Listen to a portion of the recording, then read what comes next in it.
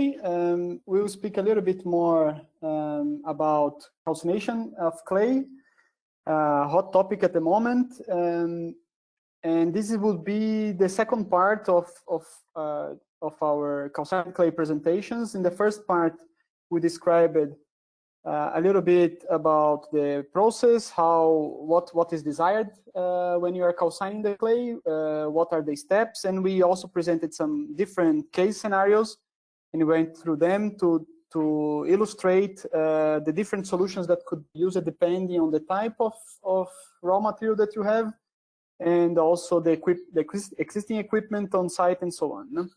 Today, we will focus a little bit more in the flash calcination and also discuss more in details about color management strategies. I think it's well known to all of you that the calcined, the clay itself has a certain content of iron that changes depending on the source of the clay that you have, and this clay can become reddish depending on how is your process to calcine it, and this can influence later on the color of the cement produced with this calcined clay. So there is no real impact in terms of resistance of cement, but there is a psychological impact on the buyers that perceive reddish color cement as of lower quality. So we will discuss today a little bit how to prevent this and keep the clay after calcination in the gray color. All right. Here is what we will speak a little bit today. We'll go quickly, very short introduction about FCT. We'll speak a little bit about the advantages of reducing CO2 emissions with green cement. We will speak about the flash calcination itself, and then at the end, color management. I think many of the concepts that will be discussed today were discussed last time in our last presentation.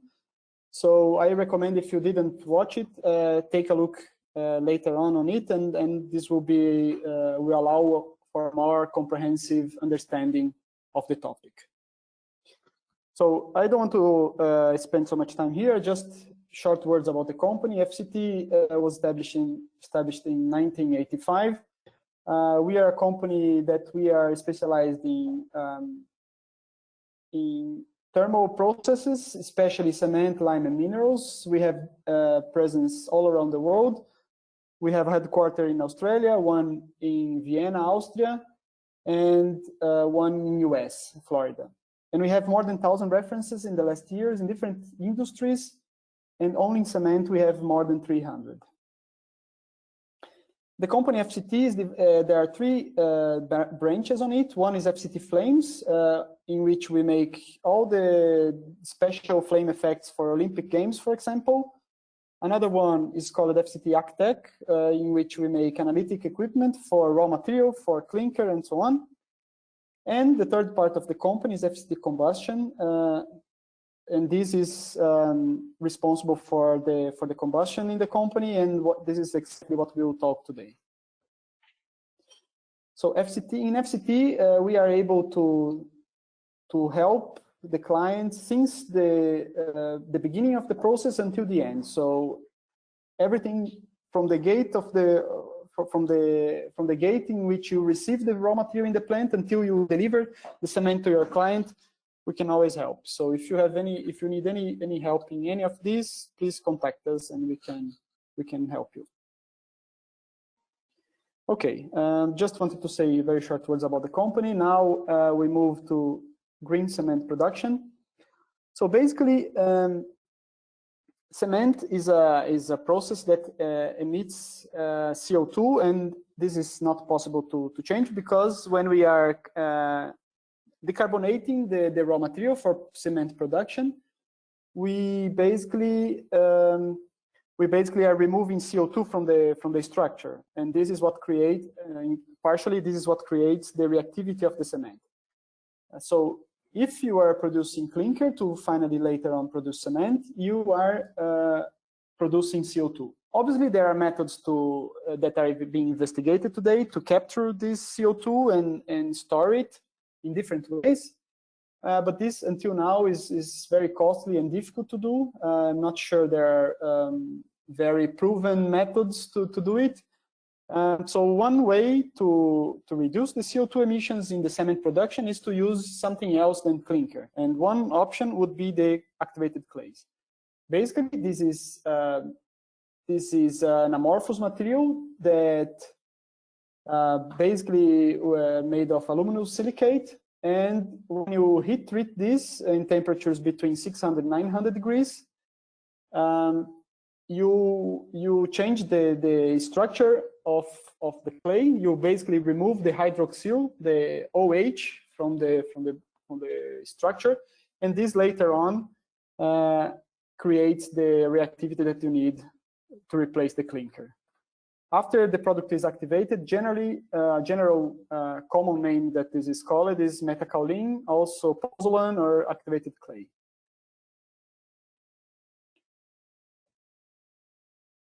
So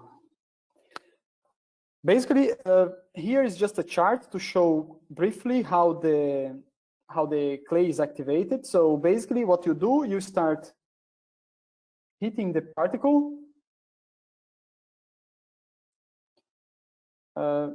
Magda, I think I don't have the control of the mouse anymore.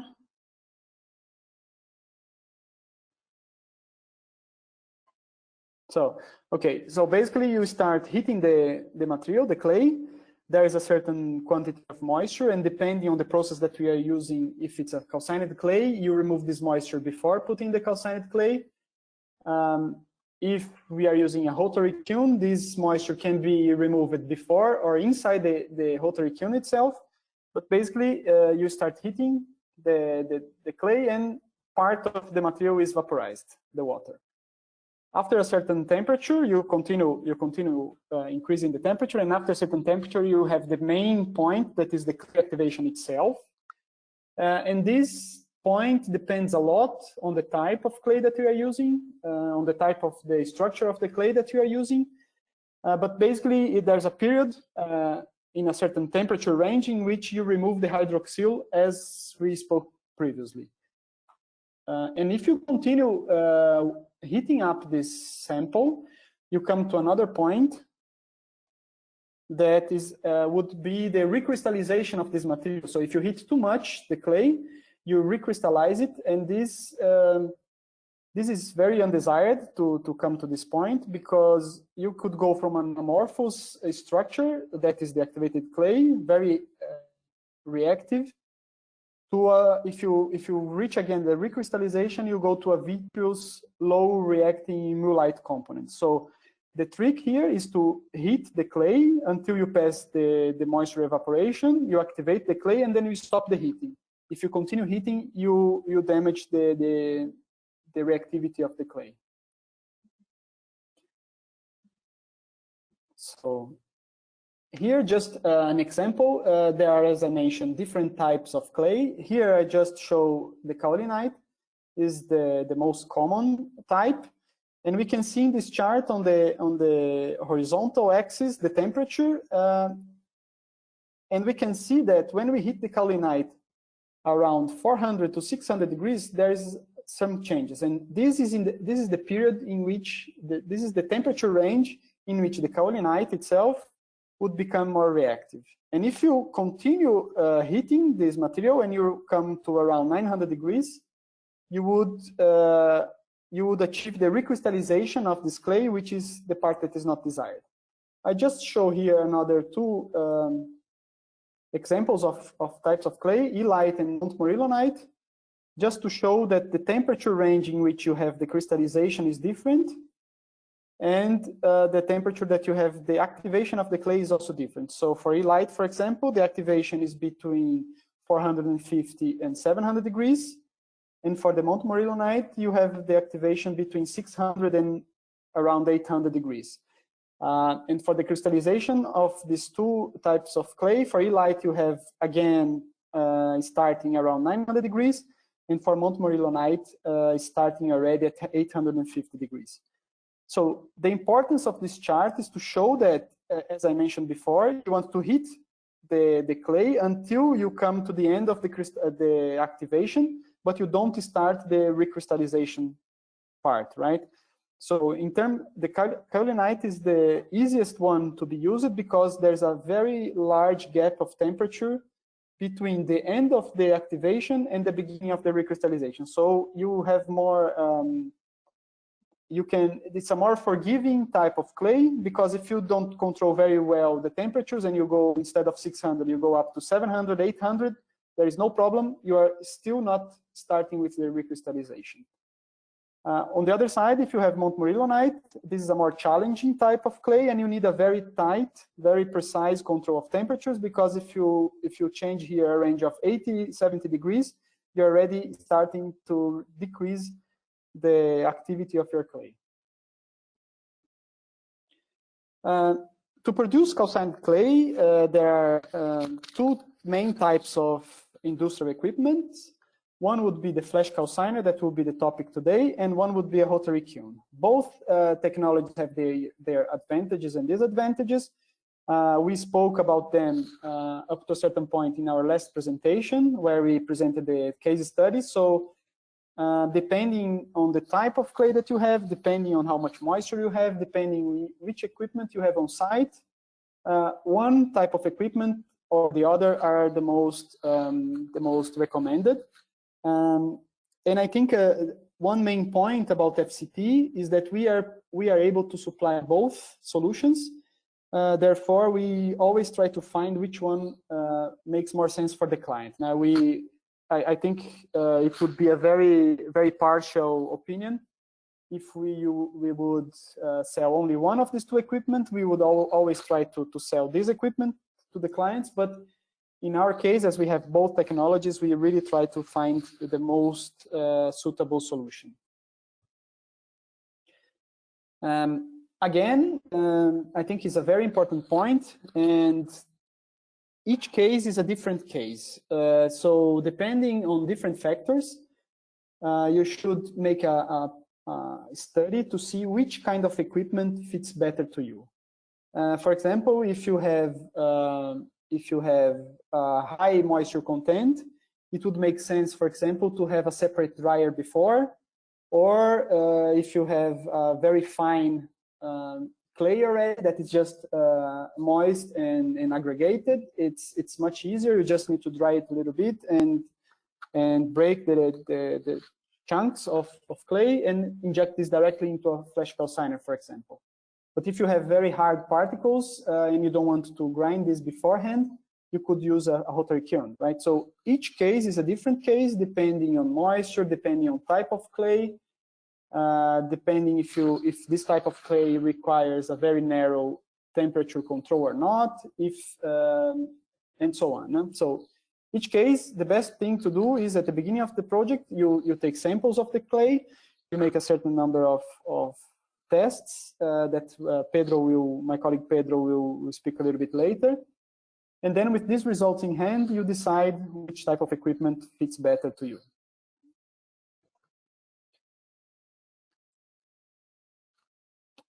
Just to show here a small flow sheet about the process. The flash calciner, basically, it's a group of cyclones together with a combustion chamber, with a calciner. And this promotes a very fast heat exchange between hot gases and the clay itself. The clay has to be fed to this equipment in a fine powder, very similar to raw material fed to a rotary kiln.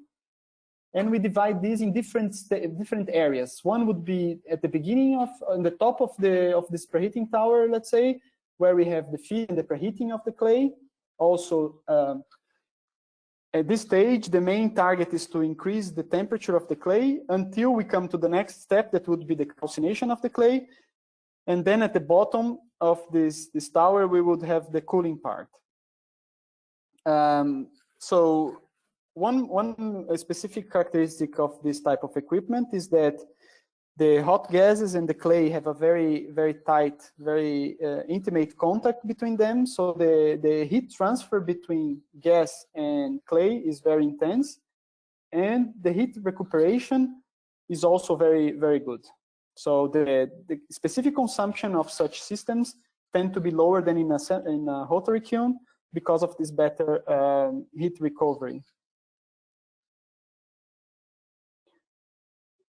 Okay, in the beginning of the process, as I mentioned, there is a first step.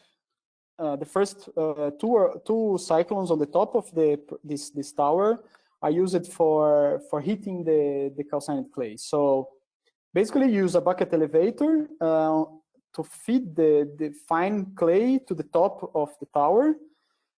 This bucket elevator also can be used to create a recirculation of this clay in the tower.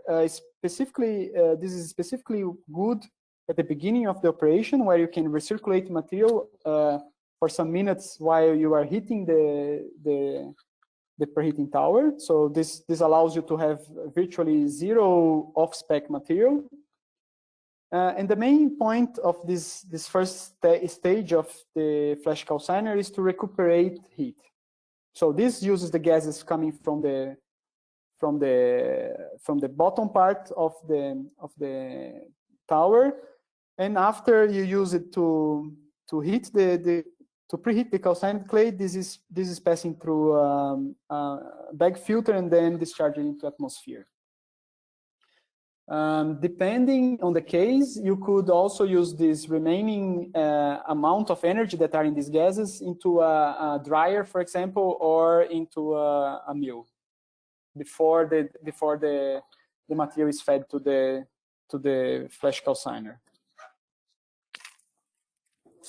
After the material is then preheated, the next step would be the calcination. So in this step, there is a calciner. So it's a vessel that promotes the contact between the hot gases coming from an external source to the process, to the flash calciner, and then you are basically what you want is a fast heat exchange between these hot gases and the clay itself, right?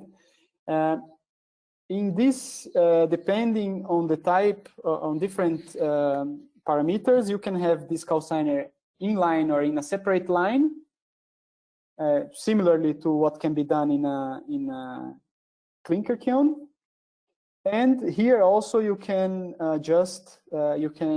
depending on the amount of iron that you have in the clay, here is one point in which you can make a certain temperature control, color control of the clay. So you can see Pedro will talk more in details about different parts, the different possibilities of how to achieve this color control, but here would be one of the points in which you can apply such systems. After that, after the clay is calcined, you would use a cooler. There are different possibilities. For example, you can have also cyclones for cooling or a rotary cooler itself. It again depends on different parameters. They both have different efficiencies and so on, but both options are possible.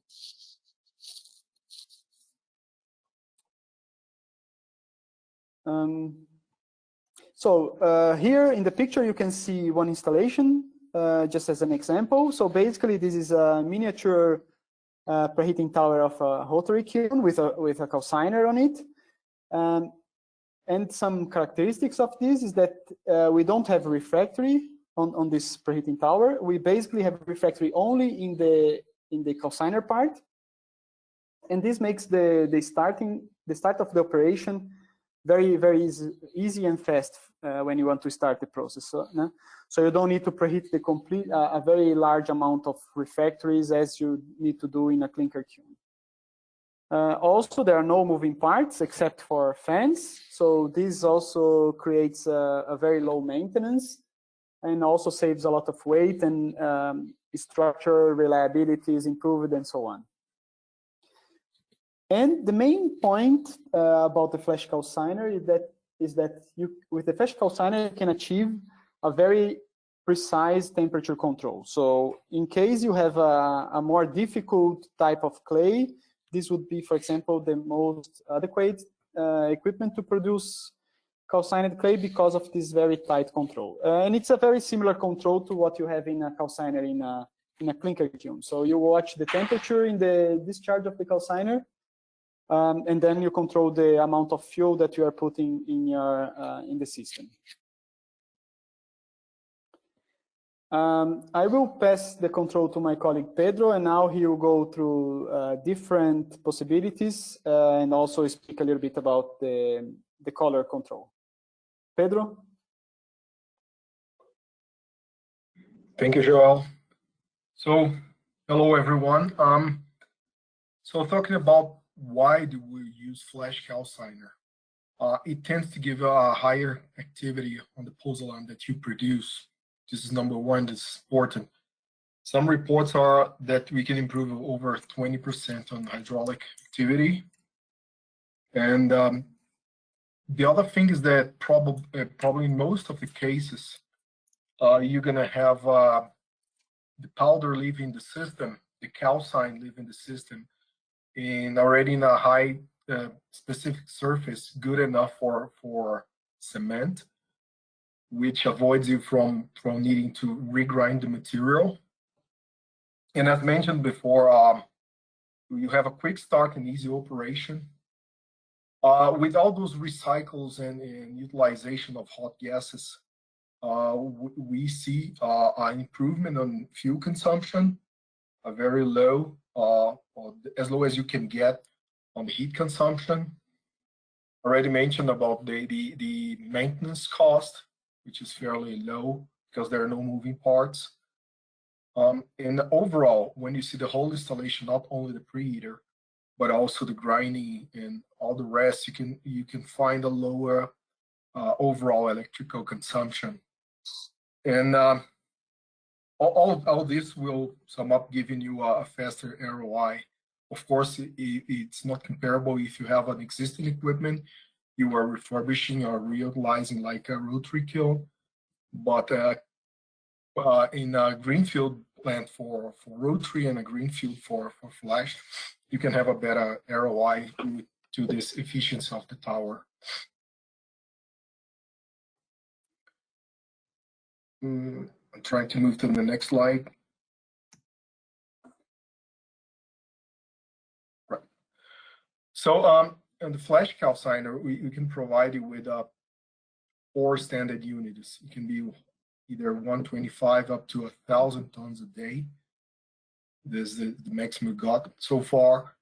And you can provide it with a separate line or inline calciner, and all the options will be tailor-made. So we've talked about the calciner itself or the activation step. Now we have to take care of the grinding or the preparation of the material. In all of the cases, to feed the tower, we have to have fine and dry material. So we have different options for grinding and drying. In one case, you can use also a vertical mill with sand extraction when required. There are cases where the clay comes with, say, 30, 40, or even 50% of sand, and sand is inert. So there are cases where you'd like to install a sand removal apparatus, which can be not really costly, would not impact on your capex at all. It's just a screw removing from the grits of the separator the sand. And of course, I was talking about those recycles and recirculation. The flash calciner is also gas are used for drying. So different options of dryers. You can have a flash dryer, you can have a rotary dryer, rapid dryer. This is known in the industry as rapid. It's really compact. This one is a triple effect or triple shell, not only for problems on footprint when you have not too much footprint to install it, but also you minimize the loss in radiation through the shell. If you have to not only dry, but also you have to grind and combine grinding, you have the vertical roller mill, the ball mill, and the hammer mill, with or without sand removal, as I mentioned before. It all depends on your specifics on your raw material. So part of the study that we convey is understand your raw material and prep your feedstock accordingly. So for the generation of hot gas, there are different options. When we talked about the inline, it's quite clear. It's just a vessel where you put the fuel on. In the case of a separate line, you can have a fluidized bed, and the fluidized bed is excellent for coarse and alternative fuels. You don't have to grind them, and the fluidized bed decomposes the material thermally, and it's a fairly interesting option. Apart from the regular pulverized solid fuel, it's a vertical vessel with a downdraft of material and fuel. And you can have gases or liquid fuel in a different setup. All this we can provide it with. Talking a little bit more on the hot gas generator with a fluidized bed, the interest is that part of it is very flexible.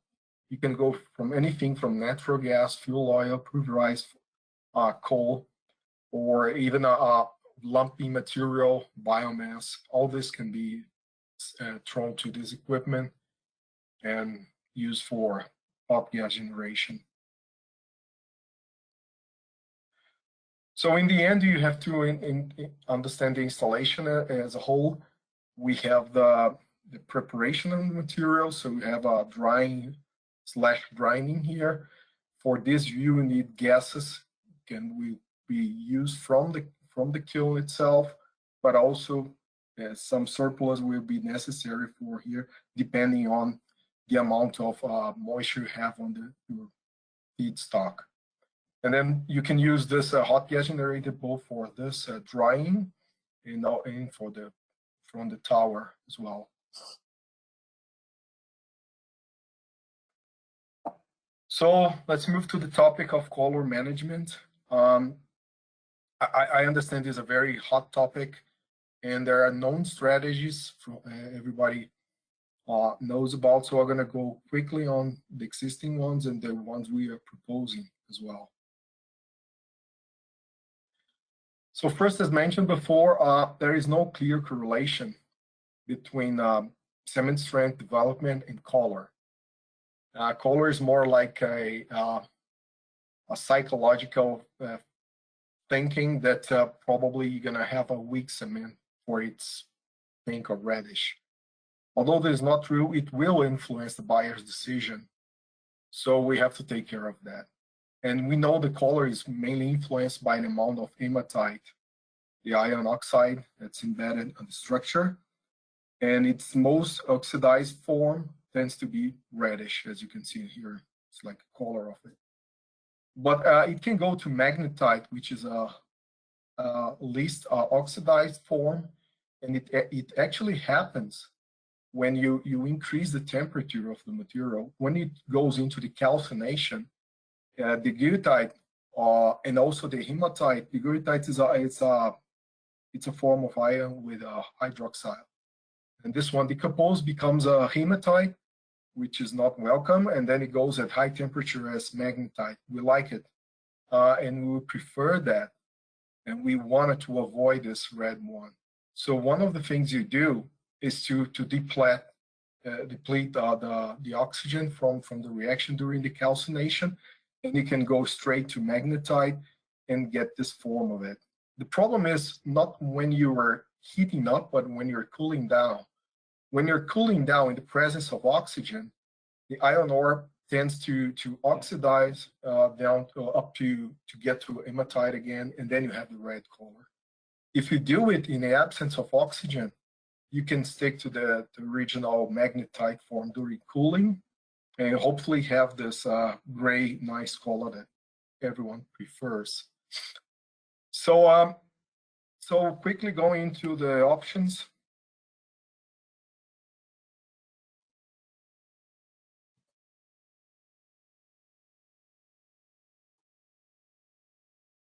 So the method one is, as we mentioned, oxygen depletion.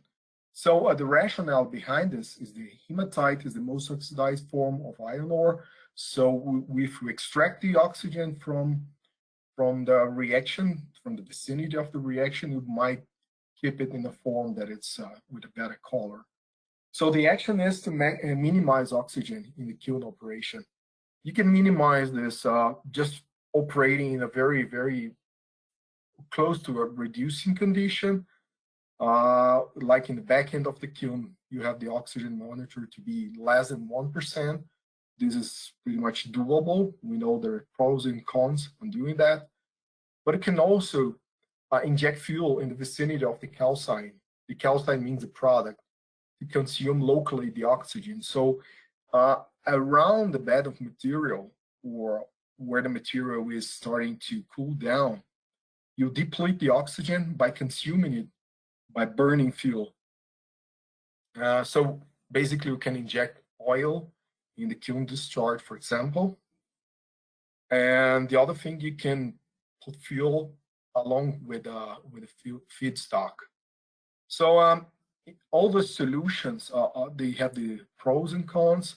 The pros is that it's really low capex. It's just basically injection of fuel and handling of fuel. But the cons are that you're going to have a secondary fire, which means that you have to have an additional control, more equipment, and so on. The other thing, and this is important, there's a cost of minimizing oxygen. You're going to produce CO, and CO, it's not welcome. It's a reduction in an increase in heat consumption. And you can even have get to have VOC emissions from it. So especially in the case of the co-feeding, which means the fuel being fed along the feedstock, we know that heat consumption increases because most of the fuel that gets fed in the back end just vaporizes, of course, consumes oxygen, but also produce VOC, and you're not using the heat that's been supplied by this fuel.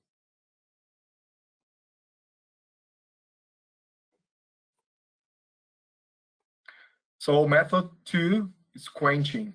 So the rationale here is we saw there that the magnetite form exists at high temperature, and when we freeze it from high temperature down to say 350 and so, it becomes hematite. So we try to freeze it in the magnetite form, and the action here is to promote quenching, which is a fast cooling. This can be done by water spraying, or you can extract heat from indirect cooling in an inert environment. So basically, when it leaves the system, the calciner cyclone, you have to immediately treat it, spraying water or cooling down indirectly in a special vessel, so you can cool it down to a temperature there that magnetite becomes stable. So the pros is like still it's low capex, probably higher than the other solutions. But the cons is that you have a higher heat consumption because you are removing heat that you would like to recuperate back into the process, and just destroying this heat. And probably if you were injecting directly the water, you have to consume energy to vaporize the water. So this turns out being an increase on the heat consumption. And because you were using more gases, you were extracting water, and you have less efficient installation because of all that. You need bigger equipment and more energy consumption, both thermal and electrical. So now we get to the third method, which is, we call it the inorganic modifiers. There are materials we can combine with iron and change its structure in a way that it's not hematite anymore. So basically, we have to analyze in a case-by-case form. So we address the case of your specific raw material. We sign an NDA so we can start working on assessing the feedstock and the available resources. Of course, we're not talking about expensive materials or to be used as inorganic modifier. We're talking, we have to be very, very consistent and trying to bring a very cheap solution. And it's amazing how cheap it can be. Also, these modifiers, they, of course, it's there's no much of handling or capex involved. And there are cases where we saw an improvement on the strength. So not only they modify the structure, but they increase the performance of the cement and concrete. And this is very welcome. Although we know that we must increase a little bit more the temperature from the original one, but we can compensate by this this better combination, and these new species are being formed. I put that in parentheses because it's going to be a case-by-case study. It can be an improvement or not, as well as the heat consumption. You may have a higher heat consumption or not, depending on the type of material you're using and the structure you have, the mineralogy. So there's not a clear answer. It has to be analyzed for each feedstock.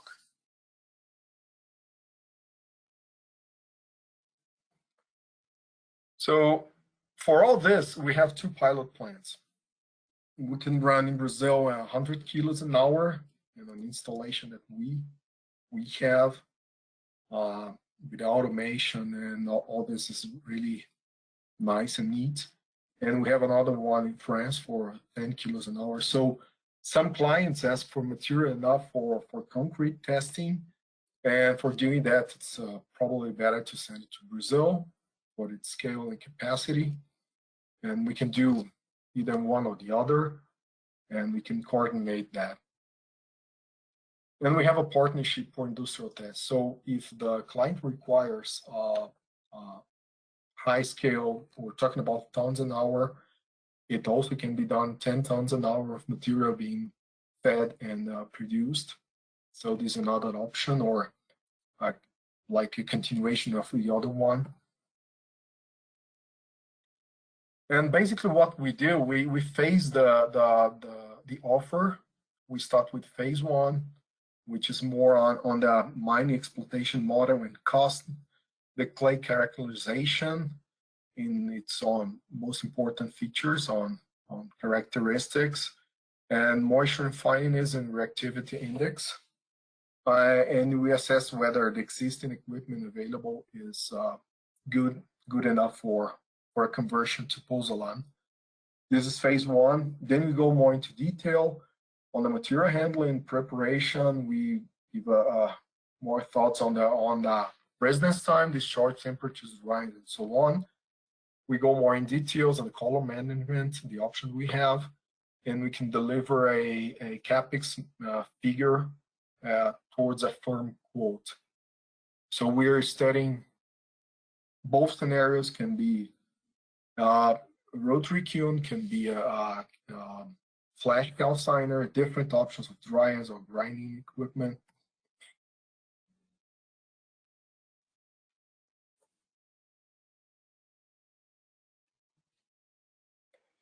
So the question is, why FCT?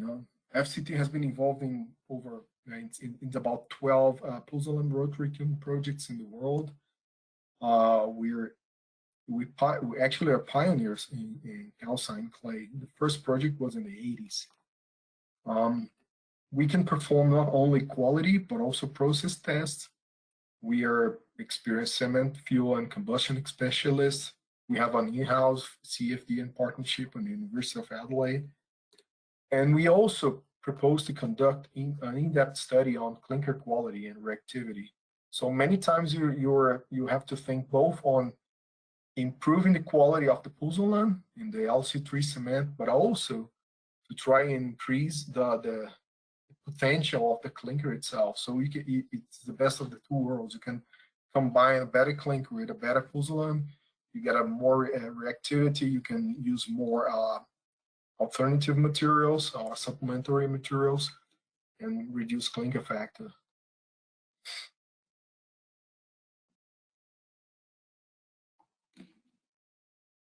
So the conclusion is we have presented options for flash calcination and color management, but we are not stuck in the concept of the flash calciner alone. We can do rotary, can do flash calcination.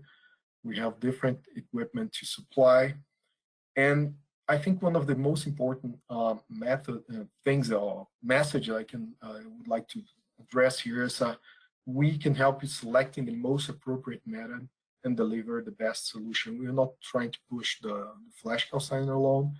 We want the client to have a high quality activated clay. So, and also that the transition to LC3 requires knowledge. We can see in a very, very broad perspective from mining logistics. We will address your clinker and study it to see if there is any potential to improve your clinker. We go down to concrete, the new super plasticizers, or how to adapt the plasticizer in concrete to your needs and to avoid a higher water demand. We go into details on the fluid dynamics and grinding and so on. So all this can be provided by us at once in a project. So finally, I wrap up the presentation with a big thank you guys for your time. It's been a pleasure, and we are more than happy to assist you. And if you have any questions, please let us know.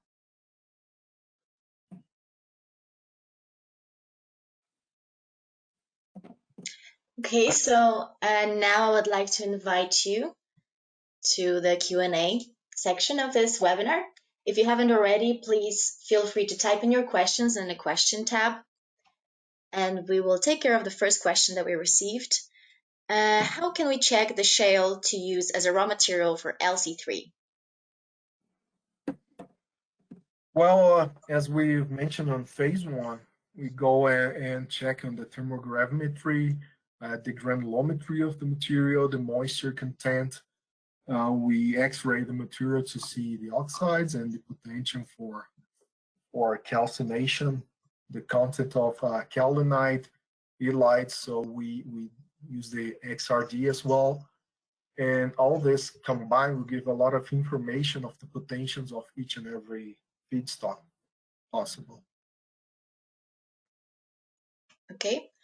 The next question we have, is a combination of rotary kiln and flash calcination thinkable?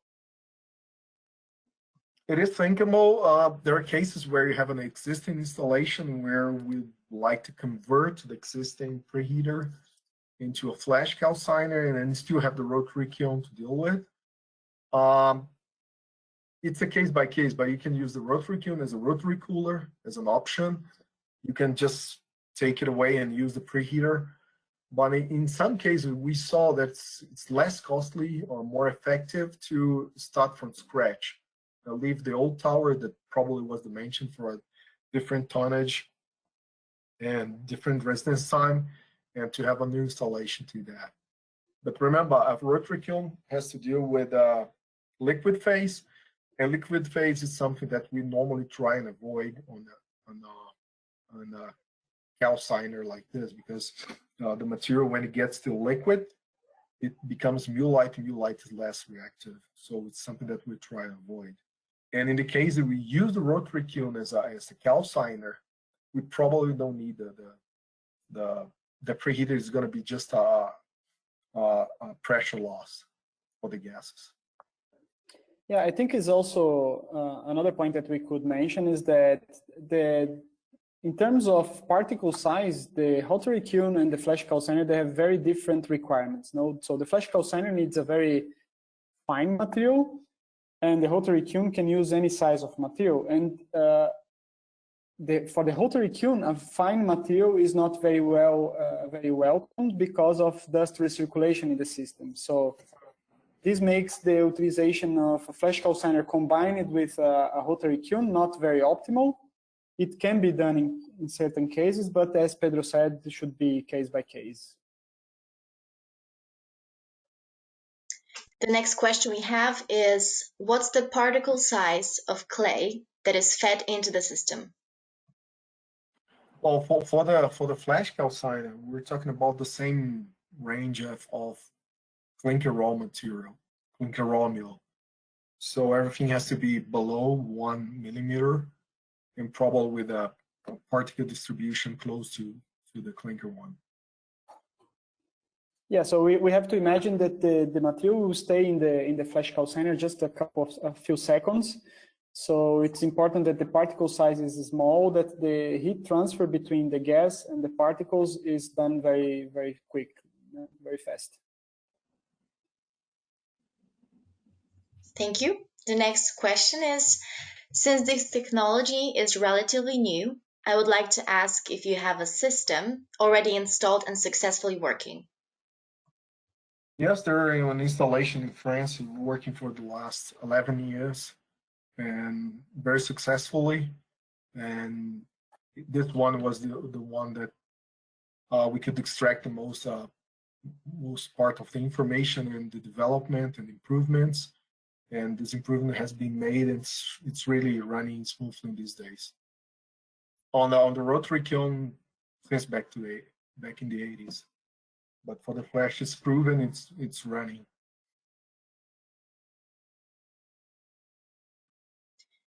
Are there advantages or disadvantages of flash calcination in terms of reactivity and more generally on the quality of the cement, independently of the effects linked to the question of the risk of recrystallization of certain clays?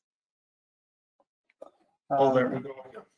Well, so first on the quality, as you have a very close contact between heat and the material, it tends to react very fast, and you can control the temperature very well, very accurately. So it makes it less prone for crystallization. We don't want it crystallization on the pozzolan, so we can avoid it easily, or even more easily on utilizing the flash calciner. And this is one of its main features. You can have a very precise control in the temperature. And the other question was on the recrystallization. Yes, 1 second.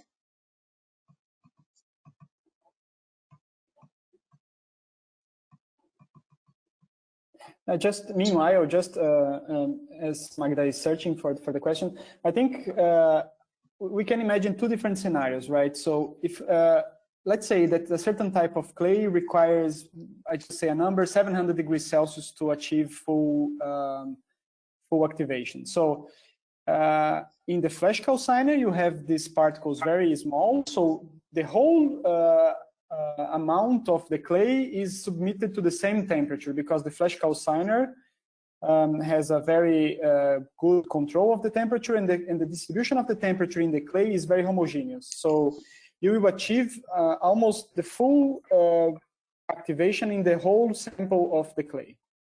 Now, if you think about the same clay into a rotary kiln, you can, as you can imagine, the top side of the bed inside the kiln has a certain temperature because it's exposed to the kiln gases, to the flame, and the bottom part of the bed has another temperature, right? So to be sure that you achieve the proper reactivity of the clay in the whole sample, you need to overheat the top of the bed and you underheat the bottom of the bed to achieve the same mean activation. So this means that the homogeneity of the quality of the clay that you are producing in the flash calciner is better, is more homogeneous than the one that you are producing in the rotary kiln. And this can bring you small gains, or depending on the case, large gains in terms of reactivity of the clay produced by the flash calciner. Okay, in terms of recrystallization, I think the main point is that In the FlashCalciner, you have very good and narrow control of temperatures, so you can avoid going to the crystallization zone of temperatures. While in the rotary kiln, as I mentioned, different parts of the bed in the same section of the kiln have different temperatures, so it's harder for you to control the problem with the recrystallization. Thank you. The next question is, what's the typical cost for plant and rate of investment on the plant? It's sad to say it, but it depends. And when I say depends, there's a very huge impact, for example, on the amount of moisture in the raw material. So if you have a lot of moisture, you have to spend more efforts and equipment on drying. If the material is fine enough, you may not need a grinding machine, the only dryer. If you have an existing installation, like to reutilize like a existing mothball rotary kiln, it will be just a refurbishment and some add-ons. So it's difficult to give you the answer. We encourage you to look at our emails and send us some information. We can give you a quick estimate easily, but it's really complicated to do it, to state a number here. Yeah, I think the first point would be to take a look at the conditions of the clay, and then because this dictates very much which kind of equipment you must have or which ones you can avoid to have. So, and this, if you add a grind a mill or a dryer, this adds a lot of cost to the system that maybe you don't really need, depending on the type of clay that you have. So, as Pedro said, just contact us and we try to we would need a little bit of information from your side, but then we can give you a proper range of capex. What happens to the ashes from fuels? Do they remain in the calcined clay? Yes, they do remain in the calcined clay. And one of the points that are important is you have to see the amount of sintering caused by these ashes and how it will impact on the concrete. So they will tend to decrease the melting point, and then you'll be more prone to crystallization. You have to take care of that and see how it impacts, for example, in the final granulometry of the calcine, and the granulometry will impact the water demand and the reactivity on concrete. So yes, they are stuck in the structure in the end. Thank you. And the next question is, how do you explain the 20% higher reactivity of calcined clay produced in a flash calciner? Yeah, reactivity has a lot to do with the amount of amorphous material you can get from when you finish the reaction. If you have pretty much everything still kept in the amorphous form, it is going to be more reactive, and you can accomplish that by using the flash calciner. And the rotary kiln, as Joel has mentioned before, the control of the temperature or the mean temperature can be okay, but you have a spread of temperature going from anything from undercooked to overburn material. So the overburn material will be less reactive. The underburn material will be less reactive. It's something in the middle, which will be nicely amorphous and reactive. So the blend of all this may lead you to a lower reactivity. So the gain that you may have on reactivity is by this precise controlling temperature for every single part of the material, and everything gets contact in pretty much in the same temperature, as opposed to a rotary kiln. Thank you. I just want to add, sorry, I just want to add a short comment in the end. I don't know if the reactivity is really 20% higher. I think this depends a lot on the composition of your clay that you have available. So in some cases, it's just a small amount that it's more reactive, a small percentage, and in other cases, a higher percentage, but it's hard to say a number, a fixed number of increased reactivity. So this is one reason why in the beginning of every project, we have to make a proper characterization of the clay, we make a calcination of the clay, and then we check the reactivity of this clay after calcination. Thank you. And what is the long-term effect on concrete durability of the inorganic modifiers? Well, they're not attacked by alkalis. They are not supposed to be reacting with sulfur. So we can regard it as pretty much inert. Okay, and does the calcined clay substitute 100% of clinker need to produce cement? No, not at all. You still need clinker, and you have to have any source of hydroxide to supply the pozzolan. The pozzolan reacts with hydroxide, not with water. So we need to supply it. So probably the most efficient way is clinker. There are alternatives that are being studied and used, but clinker is the ultimate option. The best option would be. And apart from that, also each country has its own legislation about how much you can use of calcined clay in the cement. Some areas are more advanced than others. I don't know how much is the maximum that you are seeing, Pedro. 60% maximum substitution? No, 50. 50, yeah.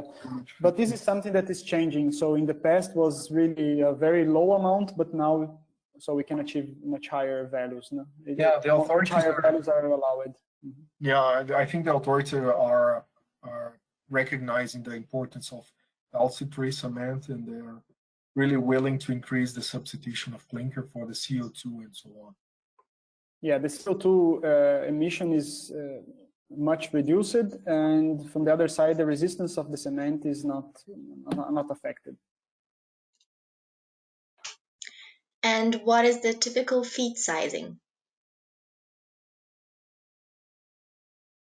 So this is what Pedro mentioned before. I think for flash calciner is the same size as a raw material for a rotary kiln, for a preheating tower.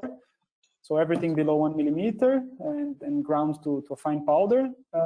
And for a rotary kiln, any size. So the main problem for a rotary kiln would be really the handling system to bring this to the kiln. And actually, most of the clays are really fine, and even finer than that. So as you dry the clay, the material gets stuck together, starts to release, and you can see that it's very, very dusty and powdery. So that wouldn't be a problem for most of the casing. By just de-agglomerating or drying, you can get to the right granulometry in most of the cases. Yeah. And now we have a question to the first method that you presented. O2 reduction is realized by fuel feedstock and inertization.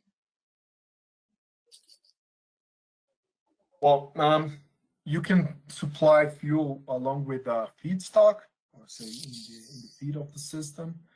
This is one option. So in the whole length of the kiln, you're going to have a reducing condition. You can just simply operate the kiln at low oxygen, just a stoichiometric draft in the kiln, and you can add fuel in the kiln discharge for the same purpose.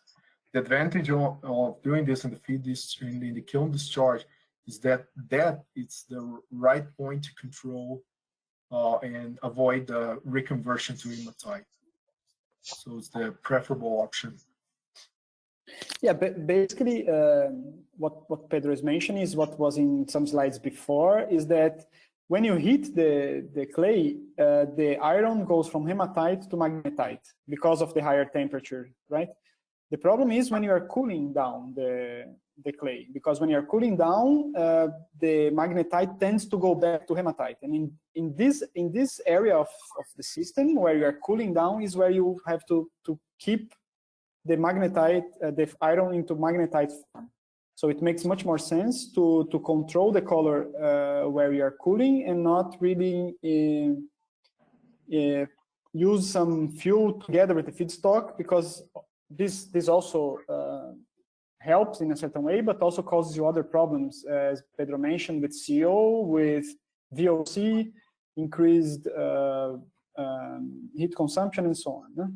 So you are injecting fuel to create a O2 deprived zone, but in the wrong place, let's say.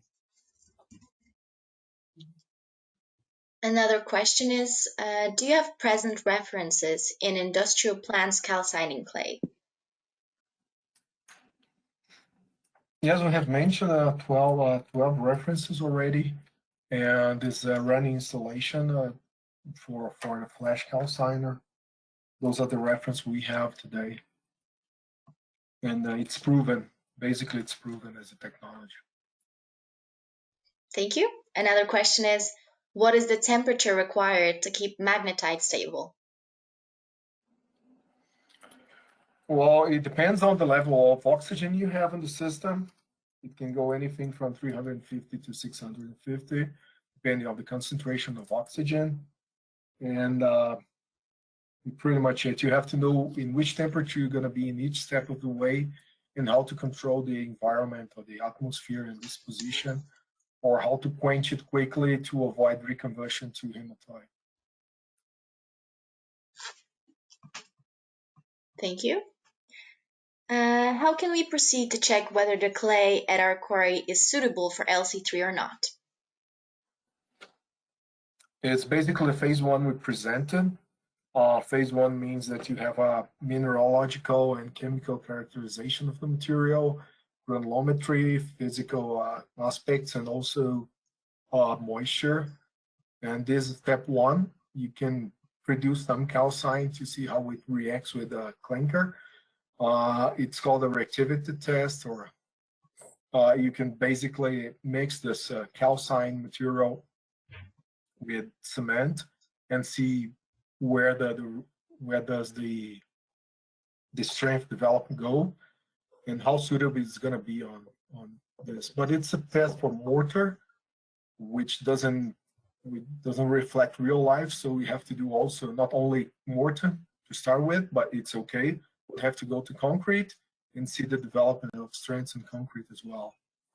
This would be step one, and so we have a good idea on not only how to design the equipment, but how it's going to be reacting and how it's going to be your product. And the amount of, say, color control you need and the granulometry you need to achieve. Thank you. Another question is, do we need to consider chemical composition of clay, how purity and effect or quality of pozzolan clay after the process?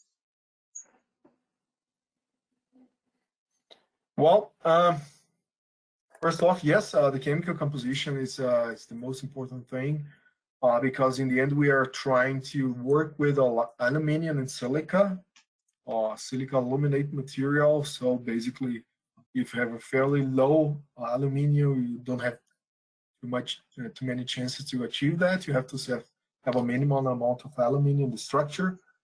Then you have to have a suitable silica that combines with aluminum and in the form, in a precise form. So you have to address each feedstock by its characteristics, and then you can project how is it going to be your product, and you can produce this product so we can test in lab, and not only predict it. Best ways to test it. Yeah, apart from that, there are also some contaminants as sand, for example. If you sand that's silica that's not combined to aluminum and so on, it's just inert material that's going through your system. So this will influence a lot on the resistance of the final concrete and the final clay. You are basically just diluting a good calcined clay with sand. So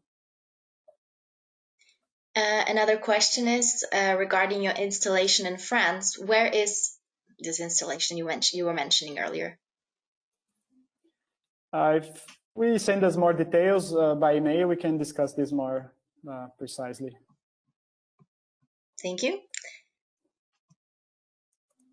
What is the fineness of the calcined clays? What type of trucks is needed in case we want to transport them? Well, it's fine as cement, or even finer. If you're talking about blend, it can go anything from 3,000 to 6,000 or higher. You can influence on this fineness by heating more or less the material, and you can even try to get just some crystallization that will decrease the specific surface. And the advantage of having a lower specific surface is that the water demand in concrete will be lower, and by that you have an increment in their strength. So it's a kind of a repetition, but we have to study each case. And the trucks to do it is the same trucks that you use for transporting cement. Of course, it's going to be lower on specific density, but still shippable. Another question is, how do you analyze your end product for process control? On a daily basis, you have a loss in ignition, and you can do some granulometry as well. And every now and then, or every second day, you're probably going to have some more wet analysis, or even a reactivity and so on. But basically, we try to have a good knowledge on the raw material in the first place, and then we can project how it will behave and what would be the target for LOI, for example. So there is the routine, and there's the daily or every second day analysis that you do for quality control. Mortar and concrete. Thank you. And now, how to mitigate the high water demand during concrete without using super plasticizer? Yeah, as I mentioned, by influencing on the specific surface, which means you try to re-agglomerate in certain extent, but you have to be really in a controlled way, because when you get to crystallized material, you're probably going to lose some reactivity, but you can regain this reactivity on the other side in concrete when you see it demanding less water. Another person is asking if FCT manufacture those equipments, or do you have third parties that supplies the equipment you're providing? We can manufacture the equipment. The shops are not ours. We contract them, but we supervise and deliver this FCT equipment. Yeah, I think it depends a lot on the part of the world what we are talking about and which equipment, right? Because if we are just talking about some steel plates, we can produce them locally even to save some money in terms of transport. But otherwise, we would produce in our licensed workshops. We have different licensed workshops in different parts of the world, depending on where is the material. So again, this has to be checked case by case. Thank you. Another question is, in Brazil, we have problems with water demand on concrete when we use normal calcined clay. Does FlashCalcined reduce this problem? Yes, we know about this problem, and again, we can influence by controlling temperature, and the FlashCalcined is the best option to control temperature precisely. So I think a FlashCalcined is a good option, and probably the most suitable for whenever you have water demand constraints or difficulties. The next question is, what is the maximum production increase we can get in each case?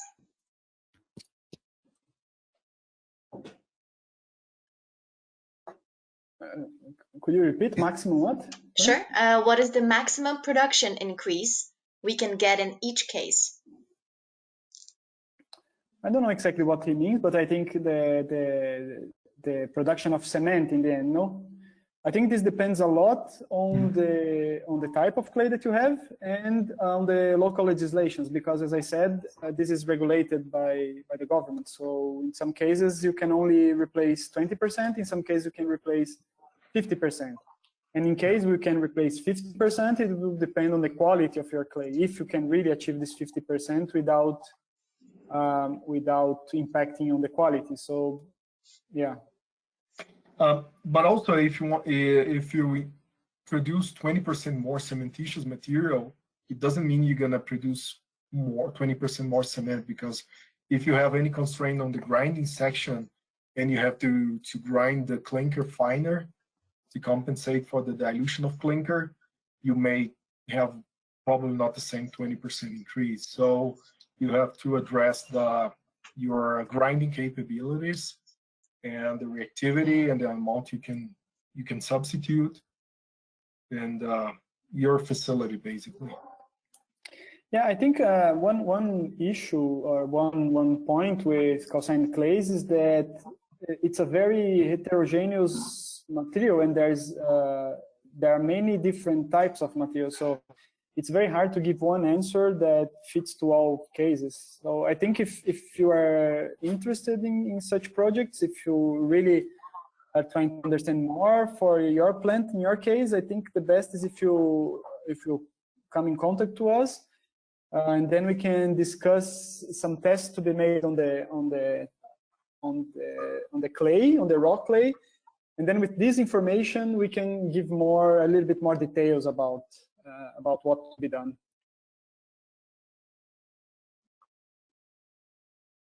Thank you. How do you measure the reactivity of calcined clay without testing it in concrete? We can do it in mortar. You can. There's a test that you measure the absorption of hydroxyl. So the more it absorbs on this ion, it means that you are converting it into hydraulic material. So yes, basically the consumption of hydroxide it's one, and you can test in mortar, not necessarily in concrete. Concrete is a definitive answer, but it takes a lot of time and it's effort consuming. Thank you so much. The next question is, if raw clay has various quality from the quarry, but we control the same temperature, would there be any side effects? I think it depends a lot how much you are changing the quality in the quarry, but could be some side effects, because in the beginning we mentioned that there's a certain range of temperature that you have to achieve to activate the clay. So if you are much higher above this value, you recrystallize the material and then you lose reactivity.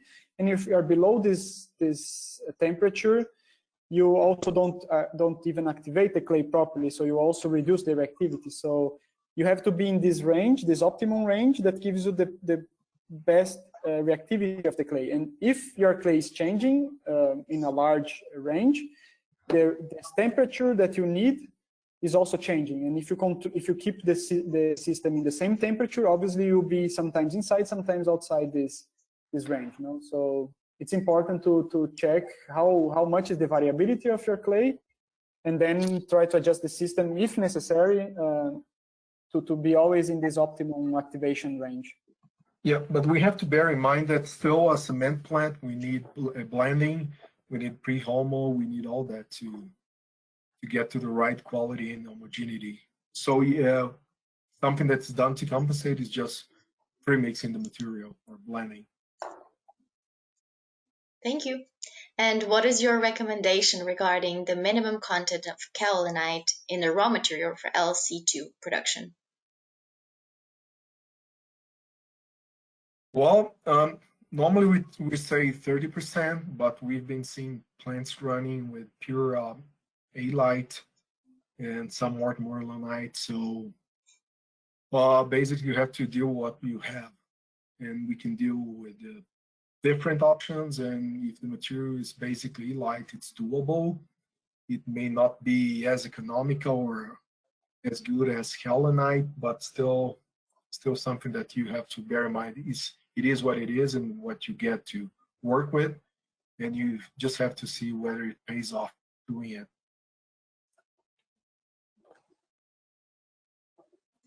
Thank you. And one of the last questions, does FCT have any partnerships with universities in Brazil? Yes, we do. We do with University of Minas Gerais, and it's been for the last, say, 1 year or so, we've been working with them.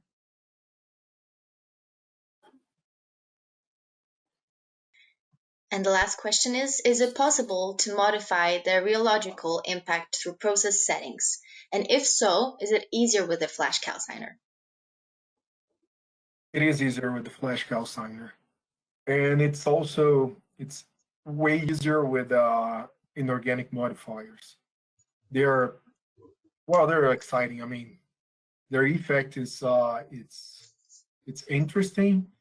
As we mentioned, they're cheap if we got the right choice and the right location or the right mineral, and it's really inexpensive. And rheologically, they react nicely and can give you a better specific surface, lower water demand. So it is interesting to address that. Thank you. This was our last question. So now I'd like to thank our panelists from FCT, as well as all our attendees for taking the time to join us today. And thank you for your valuable questions and answers. I hope to see you participate again in our next webinar. Registration link, as well as a recording from this webinar, will be sent to you via email. So thank you again, and see you at our next webinar. Thank you very much. And if there's any open question or something that you thought later on, you can just email me or Pedro and we come in contact. Thank you. Thank you. Bye-bye.